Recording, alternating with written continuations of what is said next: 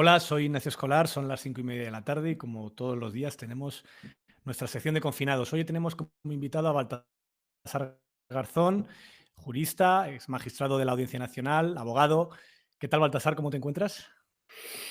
Bien, dentro de una normalidad contenida, pero bien, bien, ya recuperado casi, aunque todavía, según los análisis médicos que me hice a principio de semana, el pulmón izquierdo parece que todavía anda un poquito renqueando y tendré que esperar a la analítica, pero bueno, con ir haciendo ejercicio poco a poco, progresivamente, con mucha prudencia, siguiendo los consejos médicos y rompiendo ya el aislamiento dentro del confinamiento que todos tenemos sobre nuestras espaldas. ¿Qué tal estás viviendo, aparte de la cuestión médica, que ya me alegra ver que estás mejor? ¿Cómo estás viviendo el confinamiento en tu casa? ¿Qué estás haciendo? ¿Estás aprovechando para leer, para ver series, películas?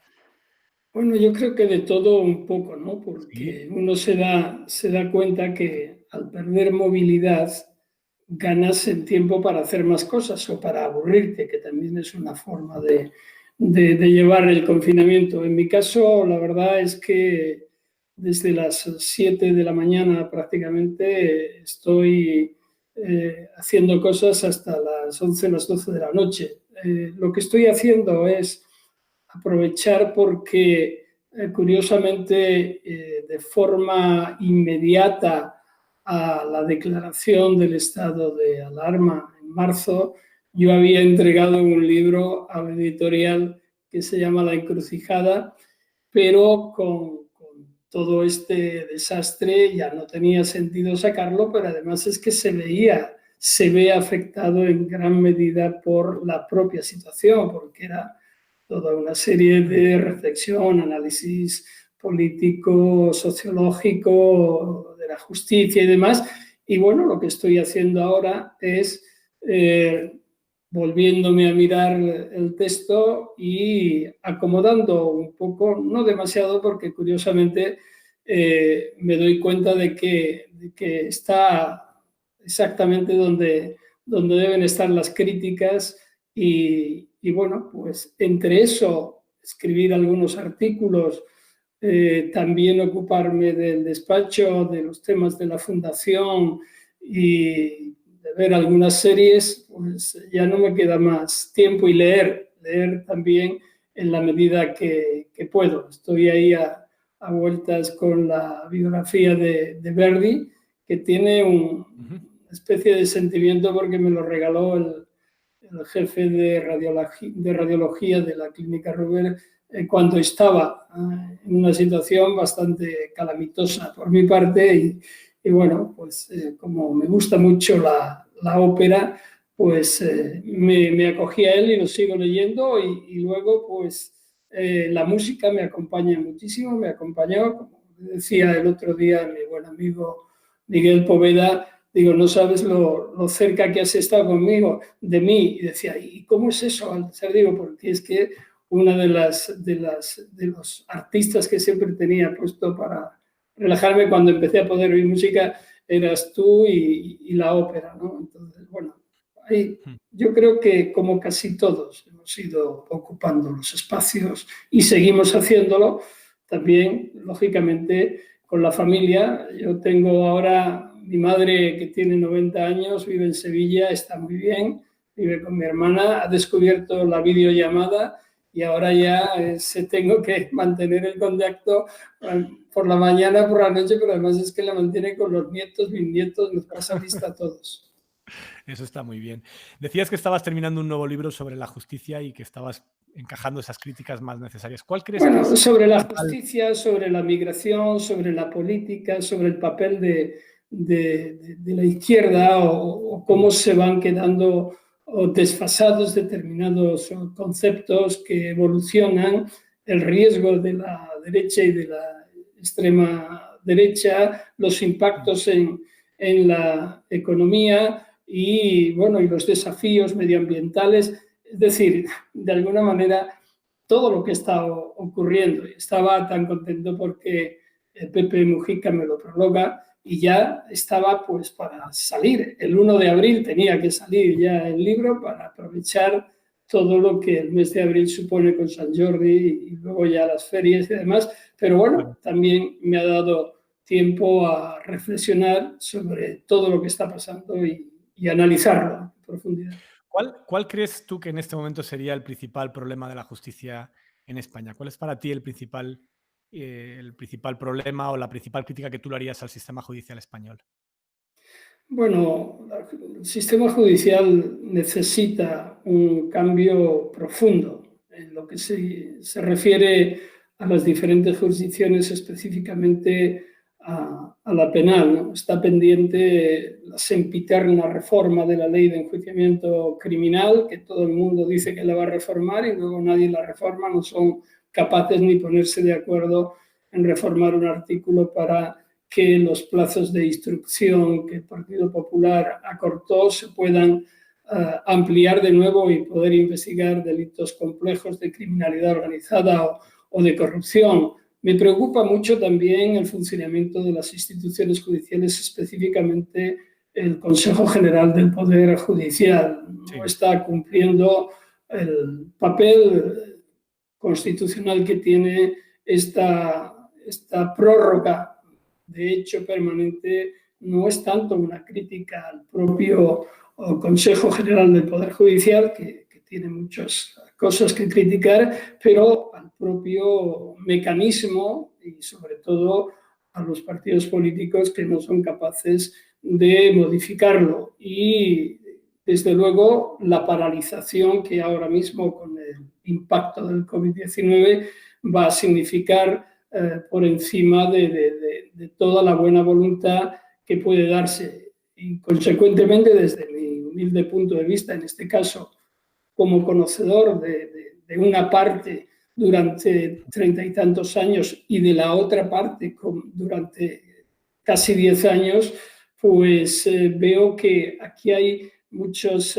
compartimentos estancos. No hay confianza, no hay coordinación, no hay cooperación, y por tanto eso se traduce en una fricción permanente en la que hay como dos ámbitos, el de la abogacía y el de la justicia y sus mecanismos internos, que yo creo que entre todos podríamos conseguir que esto evolucionara positivamente. Pero bueno, son muchos esos problemas y luego si ya nos metemos en el ámbito de la justicia contenciosa administrativa, mercantil y demás, la verdad es que la justicia española necesita una renovación muy importante y eso a pesar de la gran labor que hace la mayoría de jueces, de fiscales, de letrados y letradas de la Administración de Justicia, de funcionarios.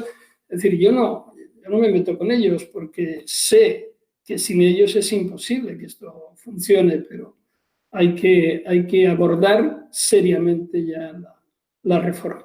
Hablabas del Consejo General del Poder Judicial, una de las anomalías más extrañas en las que estamos, y me parece relevante que no se subraye más, que no se hable más de este tema, es que la cúpula del Poder Judicial emanó en su momento de una mayoría absoluta del Partido Popular con Mariano Rajoy, que ya no existe en el Parlamento, pero ese Consejo General del Poder Judicial conservador de las elecciones, surgido de las elecciones democráticas de 2011, que ya han pasado unos cuantos años desde entonces, sigue en vigor en funciones, entre otros motivos porque el Partido Popular, que fue quien puso a la mayoría de esos vocales en el Consejo, no tiene ningún interés en renovarlo y por tanto sigue en funciones, nombrando jueces en el Tribunal Supremo o, por ejemplo, tomando decisiones como la de la semana pasada, criticando al vicepresidente Pablo Iglesias por sus declaraciones sobre el juicio, sobre la sentencia de Isa Serra. ¿Qué te pareció esa recriminación del Consejo? Bueno, mira, aquí has tocado varios temas, dos fundamentales, que es, desde mi punto de vista, el Consejo General del Poder Judicial actual carece de legitimidad ya democrática.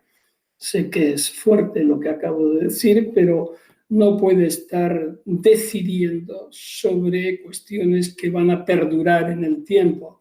Por ejemplo, si hablamos de la Fiscalía General del Estado cuando se está en funciones no se pueden hacer nuevos nombramientos, no se deben hacer, se contienen. Aquí hoy mismo sale en prensa que se está planteando la posibilidad de nombrar los próximos meses a 3 presidentes de sala del Tribunal Supremo, de la sala de lo militar, de lo social y de lo contencioso administrativo. Y parece como que no hubiera ningún interés en que los miembros del Consejo digan no, dimitimos, no seguimos porque esto no obedece. Esto luego se traduce en una crítica al sistema parlamentario. ¿Hay responsabilidades? Claro que sí.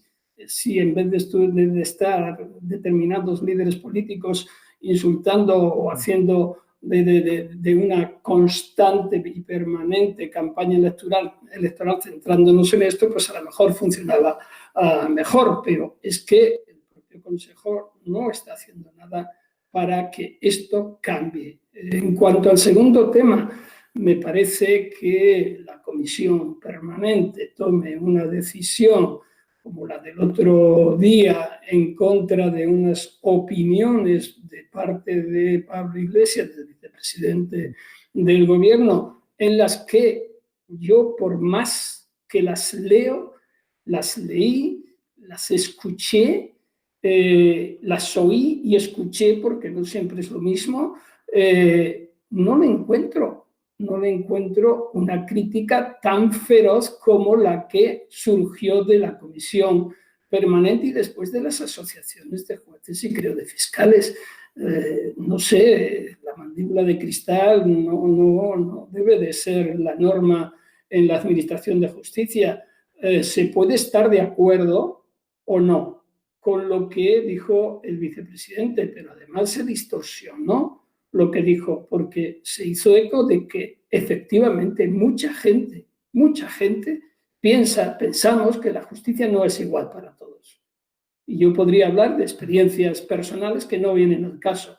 Por tanto, lo mismo que el gobierno tiene que asumir las críticas que se le hagan y no por eso hay que considerar que hay que penalizar lo que hoy se llama la fake news, también el Consejo General del Poder Judicial tiene que asumir que se critique una sentencia que desde el punto de vista jurídico yo considero muy desacertada.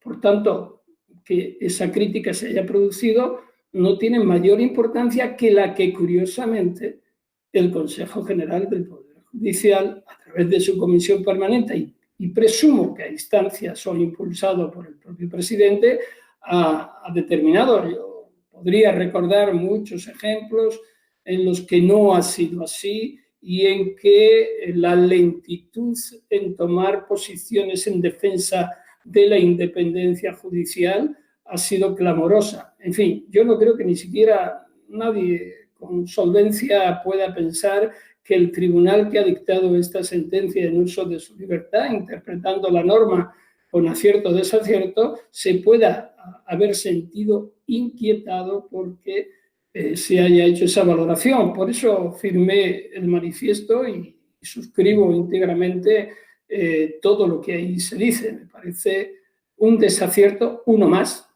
del Consejo General del Poder Judicial, que yo creo que tiene cosas mucho más importantes que hacer, como por ejemplo dejar ya de una vez de actuar en funciones que ya vamos para casi, no sé, año y pico. Sí, es así. Hay muchas preguntas de socios, Charo Rubio, Roser70, que preguntan por el tema de las fake news y hasta qué punto se puede perseguir judicialmente, si es que es posible, si no lo es, si se cometen delitos con estas noticias falsas que se difunden a través de las redes sociales, si forma parte del derecho a la libertad de expresión. ¿Tú cómo lo ves? ¿Crees que son punibles en algunos casos o crees que debe primar la libertad de expresión? Yo creo que es que son ámbitos diferentes, ¿no? En estos días se ha suscitado mucha polémica y siempre estamos contraponiendo fake news a libertad de expresión. Son ámbitos diferentes. Desde mi punto de vista, la libertad de expresión, aparte de ser un derecho constitucional, viene perfectamente regulada en el artículo, sus límites, me refiero, el artículo 19 y 20 del Pacto, la libertad de expresión. del Pacto de Derechos Civiles y Políticos, también los principios de Siracusa, donde dicen exactamente cuándo sí, cuándo no, y de hecho la propia normativa es española. No hay derecho a mentir, sí hay limitación cuando se trata de determinados ámbitos que, insisto, están perfectamente definidos. En el ámbito de los mecanismos de protección, en el ámbito civil, del derecho a rectificación, del derecho a la propia imagen, a la intimidad, etcétera, de los ámbitos incluso del derecho al olvido, en todos los mecanismos de Internet y demás. Y luego en el ámbito penal no hay una penalización de las fake news, hay una serie de preceptos jurídicos que, con referencia a la protección de otros bienes jurídicos, hacen o tienen relación con este tipo de acciones de mentiras sostenidas, falsedades, como pueden ser delitos de odio, como pueden ser desórdenes públicos, como pueden ser otros mecanismos incluso de estafa del mercado de los consumidores, etc. Pero, curiosamente, en el tiempo que estamos, es decir, en los supuestos de alarma, lo que en el artículo 116 de la Constitución dice los estados de alarma, excepción y sitio, no hay nada previsto. No hay nada previsto al respecto. Sí lo hay, es curioso, en el artículo 594 del Código Penal para tiempos de guerra. Sí. Ahí, que de momento, a lo mejor se me ha pasado, pero yo no he oído a nadie hacer esa referencia a este precepto que ama que comunicare e hiciere circular noticias o rumores falsos, encaminar a perjudicar el crédito del Estado, etc. Es decir, define perfectamente. Bueno, pues entonces a lo mejor la discusión, que yo no digo que sea partidario, es que en ese artículo se plantee la reforma del Código Penal, por tanto, ley, y que se incluyan junto al estado de guerra los estados de alarma, excepción y sitio. ¿Qué significa esto? Significa debate parlamentario, significa ley y ley orgánica en su caso, significa un debate, significa una serie de participación de los distintos organismos e instituciones y entonces decidir si efectivamente se afectan los intereses del Estado cuando se pone un rumor de este tipo y entonces considerarlo. Pero, bueno, yo no he oído todavía ningún grupo que se plantee la discusión así. Aquí es tirarse a degüello, a la yugular y acabar con el contrario y muchas veces diciendo, creo yo, humildemente, demasiadas cosas inconsistentes, ¿no? Ahora, permíteme, es verdad que políticamente hay unos grupos políticos, especialmente la derecha y la extrema derecha, que están abusando hasta la extenuación de las noticias falsas, pero ya lo venían haciendo antes. Ya lo venían haciendo antes aquí en España y en otros países. Y eso sí que es peligroso, pero es peligroso políticamente hablando. Por tanto, también pensemos en la responsabilidad política, que es otro ámbito. Veamos cuando se compruebe la falsedad reiterada, la manipulación sistemática con fines de interés político, si esto, dentro de lo que es la propia responsabilidad política, es decir, en el Parlamento, eso tiene que tener unas consecuencias. Son, por tanto, ámbitos totalmente diferentes. Yo no tocaría, desde luego, para nada la libertad de expresión y el tema de fake news, de cuando tengan esas incidencias y esa trascendencia, se tiene que valorar en otra parte, pero no toquemos aquello que no podemos tocar. Y incluso el Pacto de Derechos Civiles y Políticos y el principio, creo que es el principio 27, el párrafo 27 de los principios de Siracusa, dicen que no se puede hacer esto cuando se refiere a la crítica a instituciones gubernamentales e institucionales. O sea, cuidado, que hay que mirar la normativa nacional y la internacional y luego definir los espacios. Otra pregunta, ¿qué te está pareciendo el papel del gobierno en esta crisis y el papel de la oposición? ¿Cómo valoras la función de unos y de otros y cómo crees que lo están haciendo? Bueno, la verdad yo me he manifestado públicamente a través de artículos en el sentido de que a mí me parece, con todos los respetos, que el papel de la oposición podía y debía haber sido otro. Y todavía están a tiempo. Pero me parece que es pedirle peras al olmo y va a ser muy, muy difícil, ¿no? Es decir, tratar de hacer una crítica feroz cuando de lo que se trata es de ahormar, de acompañar, de colaborar para salir de una crisis sanitaria, estar sistemáticamente en el ámbito parlamentario tratando de yugular al contrario, exacerbando las críticas, exacerbando los errores, manipulando, utilizando elementos de sostén que después se acreditan que no existen. Es decir, ¿qué buscan? ¿Qué buscan con esto? No hay elecciones. ¿Qué quieren? ¿Que caiga el gobierno? Y si caemos todos de por medio, y si todos nos vamos al carajo, es decir, es que no sé lo que buscan, porque la crítica tampoco es una crítica racional ni sustentada, es que no dicen nada, es que es un alarido, un ladrido permanente. Yo no puedo resistir ya, esta mañana he tenido que cortar las preguntas parlamentarias porque hay cosas razonables, Y ha pero sido es que bastante duro el no. pleno esta mañana. Pero no, es que no puede ser, es que se están riendo de los ciudadanos y los ciudadanos y las ciudadanas, yo creo que lo que estamos sacando de esta crisis, al menos en mi reflexión, y eso es lo que estoy incidiendo en lo que escribo, es que no nos pueden manipular más. Si nos dejamos ya manipular, utilizar como una especie de esponjas que nos subimos todo, estamos perdidos, vamos camino al puro desastre. No puede ser. No podemos estar de pasar, de decir adelante, adelante, apoyos, aplausos a las 8 de la tarde, a pasar ahora a caceroladas, porque no, yo es que no sé por qué. No sé por qué no, pero como parte del gobierno yo creo que tendrían que ver o aprender también de otros contextos políticos de nuestro entorno y darle mayor voz a los científicos.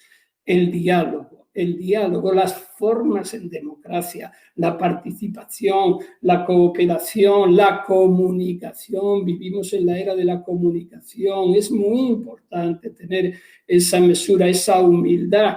Yo sé que la tienen puntualmente, en otras veces por lo que se oye, porque yo no, ni tú ni yo estamos ahí dentro, aunque a ti seguro que te llega más información, sabemos lo que ocurre. Pero yo creo que esa cooperación, esa coordinación, por ejemplo, entre comunidades autónomas y gobierno es necesario. No se puede hacer también aprovechar la situación en la que estamos para otros objetivos que no vienen a cuento en este momento. Yo creo que se le exige a los políticos, desde mi punto de vista, un mayor rigor, porque no olvidemos una cosa. Ellos son servidores públicos. Ellos están a sueldo de los presupuestos generales del Estado. Somos nosotros sus empleadores, los que les votamos. Por tanto, somos los que le tenemos que exigir responsabilidades, no al revés. No están ahí para hacer rédito o político o matarse los unos a los otros. Están para defender los intereses de la ciudadanía. Y yo lo que digo no es esa defensa. Se dice que se defiende, pero si rascas un poquito, no te encuentras nada. Estoy de acuerdo en que ha habido un exceso de cortoplacismo y de pequeño cálculo, de pequeña política electoral para ver cómo se aprovechaba esta situación para ganar votos. Pregunta a un Sí, socio. pero es que ganar votos, ¿para cuándo, Esa es otra, Nacho? porque no hay elecciones. Cuando Se está llegue haciendo la. el cálculo de intentar que el gobierno caiga. A mí me preocupa también que desde el primer día de este gobierno de coalición en el Parlamento, una parte del Congreso, la tercera fuerza política, Vox, directamente planteó que ese gobierno no era legítimo. Nada Claro, más y pasar a las mí, elecciones y nada más ser investido. Fíjate que yo ya incluso no les niego legitimidad a ellos a No, pesar desde luego, de la todas tienen. las evidencias que hay cada vez con mayor razón de todo lo que están haciendo por que institucionalmente no funcione este país. Es que mienten sencillamente, pero yo como ciudadano me apena muchísimo que mientan de forma tan descarada, aprovechándose de la necesidad y de la desesperación de la gente. El gobierno puede estar haciéndolo mejor o peor. No creo que ningún gobierno supiera cómo afrontar esto. Ahora ponemos ejemplos. Ponemos ejemplos de que Alemania lo ha hecho, de que Portugal lo ha hecho, de que Nueva Zelanda lo ha hecho. Bien, pero ¿y si no lo hubiese hecho? ¿Qué? ¿Qué quiere decir que Pablo Casado o Abascal o no sé, o Inés Arrimadas, aunque está muy moderada, que ellos lo hubieran hecho mejor? No, porque también tenemos ejemplos en el espectro territorial español que demuestran que no es así. No se pueden ir lanzando disparos a diestro y siniestro sin saber. No, lo que ocurre es que sí es verdad que hay que tener una humildad e ir aprendiendo. A mí me resulta llamativo algo como, por ejemplo, todo lo que es el ámbito de la prevención y demás, incluso de qué está pasando. Otra cosa quizás es porque, como tiene que ser todo en secreto, no lo deben, pero hay una comisión en el Parlamento. ¿Qué está haciendo, por ejemplo, el CNI en toda esta Ya. pandemia? Yo creo que tiene que estar haciendo una gran labor. Debería a lo mejor con la información que se reciba en el Parlamento se puede obtener un mejor debate político. Vamos a ver ahora en esa comisión, pero si la comisión parte de la base de que hay que ir a degüello del gobierno, a mí no me preocupa quién la presida o no. Para mí Ana Pastor es una persona íntegra y honesta, no puedo decir otra cosa. Pero la cuestión no es quién la presida, a lo mejor no la tiene que presidir nadie, que haya un coordinador o que haya un moderador. Y ya está, eso que tan criticado fue en el contexto del proceso cuando salió y Sí. demás, pues a lo mejor hay que cambiar algunas normas para que esto sea posible. ¿Qué pregunta un socio MJGL por el recorrido que puedan tener las denuncias contra el gobierno por las manifestaciones del 8M o las que han presentado en el Tribunal Supremo acusando al gobierno de todo tipo de delitos por su gestión del coronavirus? Y más allá de esta pregunta, yo te quería preguntar también si no crees que vamos a una legislatura donde lo judicial puede ser un arma de oposición muy dura contra el gobierno, la judicialización de la política. Ya, bueno, para mí este tipo de denuncias, yo no puedo hacer una prospección, cálculo Mm, predistigitador de qué pasa, pero desde luego las que estoy viendo no tienen consistencia ninguna, aparte de que mm. sufro porque veo un aprovechamiento torticero, es decir, injusto por parte de determinados profesionales en el dolor de la gente. Yo he dicho siempre que hay que empoderar a las víctimas, pero no aprovecharse de las víctimas. Disparar contra todo lo que huela a ejecutivo y hacerlo desde determinados partidos políticos o desde plataformas controladas por partido político ya supone una subversión del propio sistema y de la institución de la justicia. Eso es inaceptable, pero se tienen que producir decisiones drásticas e inmediatas, con todas las garantías, pero también con toda la contundencia. No podemos estar 2, 3, 4 meses a ver qué pasa. No, esas situaciones se tienen que resolver por la justicia. Cuando haya indicios de delito, lo vamos a saber porque la percepción de cualquier ciudadano o ciudadana ve si hay o no hay. Y desde luego no hay. El tema de las residencias de mayores, hay que investigarlo en profundidad, porque ha sido una barbaridad, ha sido una acción que puede, yo no digo que haya ningún tipo de responsabilidad, pero hay que investigarlo. Ahora, que digan que el gobierno, si tenía que haber suspendido esto una semana antes y con eso vienen a decir que se aprovecharon el 8 de marzo, podemos pensar unos u otros si se tenía o no se tenía que haber hecho, pero desde luego lo que yo no puedo decir es que hubo una intención delictiva para después decir que hay una responsabilidad. Por tanto, estamos poniendo en funcionamiento mecanismos judiciales que por la propia inercia del sistema judicial se dejan llevar, y se admite a trámite y luego ya se resolverá y pasa un mes y pasan dos y mientras tanto el deterioro sistemático de la institución se viene produciendo, y entonces a mí no me parece esto que sea lo correcto. No veo consistencia y en todo caso tendrá que ser el Poder Judicial y las instituciones, la Fiscalía y el Poder Judicial, los que tomen las decisiones oportunas, pero lo que insisto es que deben de ser rápidas, urgentes. Y luego, pues hay algunas cosas que a mí me llaman la atención, ¿no? Como esa adopción de medidas cautelarísimas por parte de la Sala Tercera del Tribunal Supremo. Bueno, oiga, se trata de un acto del Parlamento, es un Real Decreto Ley convalidado y, por tanto, el control político del gobierno no se puede hacer por ahí, tendrá que ser por otro ámbito, en el constitucional, pero no sé a qué viene esto. Es decir, me parece que es muy peligroso este tipo de acciones y sobre todo la lentitud. Y yo pediría contundencia por parte del Poder Judicial cuando se desestime o se rechace una denuncia, que no se quede solamente en que se rechazó, porque eso incita a presentar otra, sí. Claro, sino que si se ve que ha sido totalmente arbitraria, oiga, exija responsabilidades. ¿No? La última parte de la pregunta no me acuerdo la que me dijiste que era, pero creo que era esto. No, si pensabas que íbamos a una judicialización de la vida, Sí. a una Bueno, judicialización de la vida política en esta legislatura. En España tenemos cierta tendencia a echar todo en manos de los tribunales y eso no es bueno.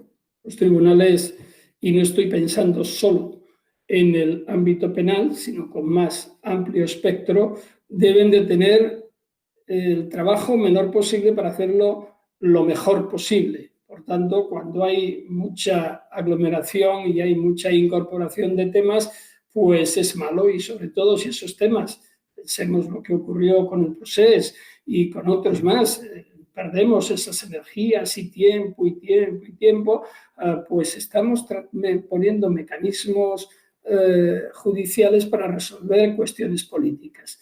La cuestión del coronavirus, desde mi punto de vista, es una crisis política, económica, social, humanitaria, pero desde mi punto de vista, nada que ver con el ámbito penal, aunque puede haber conductas que revistan caracteres delictivos y esas individualizadamente hay que investigarlas. Sería un gravísimo error nuevamente que se judicializara. Evidentemente va a haber un aumento de litigiosidad.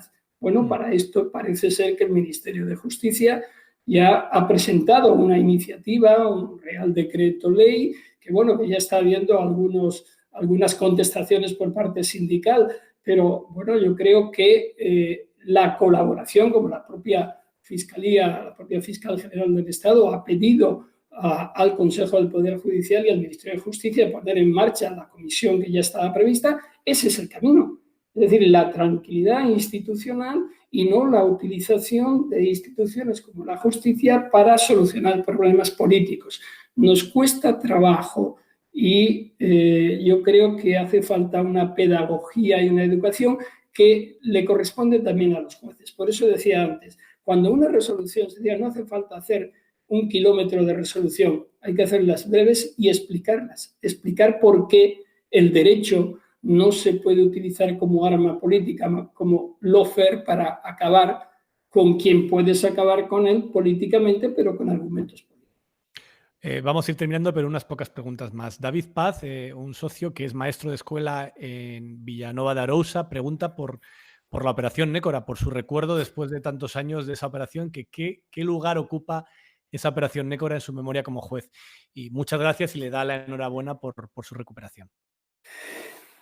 Bueno, la verdad es que en su momento fue sumamente importante. En aquellos tiempos, estamos hablando del final de los años 80, Galicia, en toda España, se vivía una pandemia de la heroína y de las adicciones, y había una sensación en ciertos focos territoriales de no presencia del Estado, o que la presencia del Estado estaba como adormecida, atenuada, ¿no?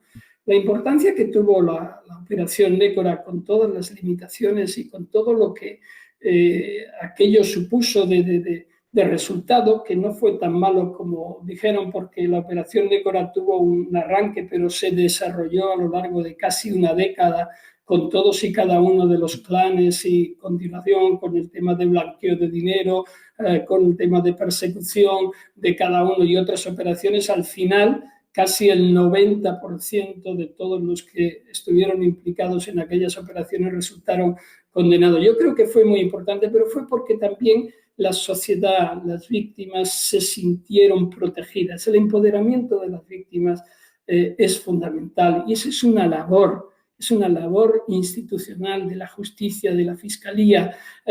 Hay que transmitir que la justicia, que el derecho está para protegerles, y que hay que acompañarles en momentos claves como ese. Allí hacía falta una presencia del Estado. Yo fui un instrumento, como el fiscal Zaragoza también, y como después otros fiscales, como la actual fiscal general del Estado, Dolores Delgado, como, no sé, como muchos otros que pasaron por la Audiencia Nacional y por otros juzgados, que dieron mucho, pero sobre todo lo dieron porque la sociedad también no solo lo requería, sino que contribuyó a hacerlo. ¿Qué recuerdo tengo? Pues ya se me confunde, porque la gente me recuerda más por la película de Fariña, por la serie de Fariña. Sí, hay una pregunta, una socia desfeta que pregunta por la serie, ¿qué opinión le merece? Si es fiable, si tiene más una ficción que una realidad, o si es realista. Sí, tuve mucho tiempo sin verla, pero finalmente la vi. Conozco a Carretero, lo hizo muy bien, ficciona muy bien, y tiene una base importante de realidad. Lógicamente cambian los actores, porque quien aparece como guardia civil realmente era policía, y bueno, toda una serie de mecanismos, pero refleja muy bien esa época, y sobre todo llevó el problema especialmente en Latinoamérica. De hecho, es impresionante. En Latinoamérica ha visto todo el mundo, en todos los países han visto la serie. Sí, es una cosa espectacular, de modo que yo creo que guardo buen recuerdo. Y, hombre, si tú me dices hoy día, si tú tuvieras responsabilidades judiciales, ¿harías lo mismo? Es imposible, porque dos veces no puedes hacer la misma cosa, ¿no? Habría cosas que la normativa, la legislación ha cambiado, pero es que en aquella época estábamos construyendo, no había normativa, no había legislación, tirábamos del Código Penal, de los convenios internacionales, de la Convención de Viena, y ahí nos agarrábamos como podíamos, pero la verdad que se hizo una labor, y los cuerpos y fuerzas de seguridad del Estado, especialmente la policía en aquella época, lo hizo muy bien, muy bien. Y yo quería, antes de terminar, cambiando de tema, si me permites, hablar de la nueva normalidad. ¿Qué te parece el término de la nueva normalidad? Es un poco un oxímoron, decía Isaac Rosa, nuestro articulista en Twitter. Sí. ¿Es nuevo o es normalidad? Sí, oxímoron, un eufemismo, porque nos deja en un limbo, pero yo, buscando en estos, entre hoy y ayer, desde el momento que empecé a oírlo de la nueva normalidad, decía, ¿pero esto de dónde ha salido? ¿Esto de dónde ha salido? Bueno, pues he encontrado de dónde ha salido. Me han ayudado, pero he encontrado de dónde ha salido, y se menciona en 2009 en relación con la crisis financiera de 2008 en el ámbito, o con un planteamiento económico de algunas universidades y pensadores norteamericanos. Era como algo difuso, como diciendo, hay mecanismos para ayudar a salir, pero a su vez es tan difuso que no se sabe por dónde vamos a ir, de modo que cada uno puede construir un poco, pero esto es muy peligroso, es lo que quería decir.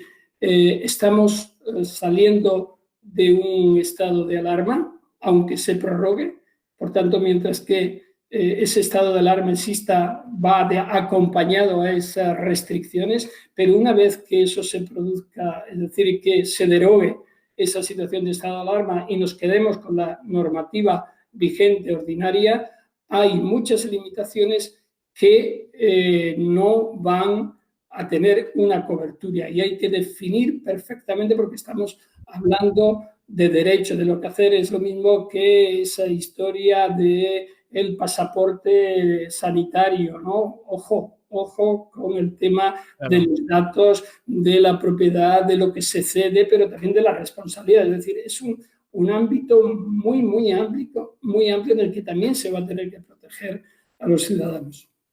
Pues muchísimas gracias por esta entrevista. Una pregunta última de verdad, de una socia, la Cenia, que pregunta: ¿le ha aportado la pandemia alguna novedad que altere prioridades, no solo en su vida práctica, sino también en su forma de pensar, en sus puntos de vista? Si es así, le gustaría que lo compartieras y desea una rápida recuperación completa. Sí, digamos que me ha reforzado en algunos planteamientos y sobre todo en que tenemos que cambiar nuestra forma de ver la realidad y de comportarnos en sociedad y sobre todo institucionalmente, políticamente y económicamente. La situación es terrible, hay que darle un nuevo enfoque. Creo que las discusiones ya a ese nivel estrictamente financiero de los grandes mercados, eso se ha acabado. Digan lo que digan, se ha acabado y los resultados bancarios están viéndose. No vamos a volver al punto en el que pretende ese neoliberalismo, ese capitalismo brutal. Esto tenemos que ir hacia un capitalismo, porque no queda otra cosa, pero responsable, muy responsable, y sobre todo por los tiempos que se nos avecinan. Va a haber más pandemias y el cuidado del medio ambiente me tiene especialmente preocupado, de modo que en los momentos complicados, cuando los tuve, como mucha gente pensaba en esto, es decir, ¿qué sentido tenemos si cuando transcurre este tiempo no somos capaces de cambiar las cosas? De modo que en ese sentido mucho más firme, a pesar de que sé que la esperanza es lo último que se pierde, o que yo me defino como un pesimista positivo, pero creo que tenemos que seguir intentándolo, porque si no ya sabemos lo que nos espera. Lo que ocurría antes de la pandemia ahora se ha acentuado. La peste está ahí, pero no la peste conocida como coronavirus, sino la peste del fascismo, que es la que me preocupa especialmente. Pues muchísimas gracias, Baltasar, y gracias a todos por acompañarnos en este encuentro, que es posible gracias a los socios y socias del diario.es. Si aún no eres socio, te invito a que lo hagas. Muchas gracias, Baltasar, y gracias a todos. Un placer. Hasta luego. Gracias. Chao.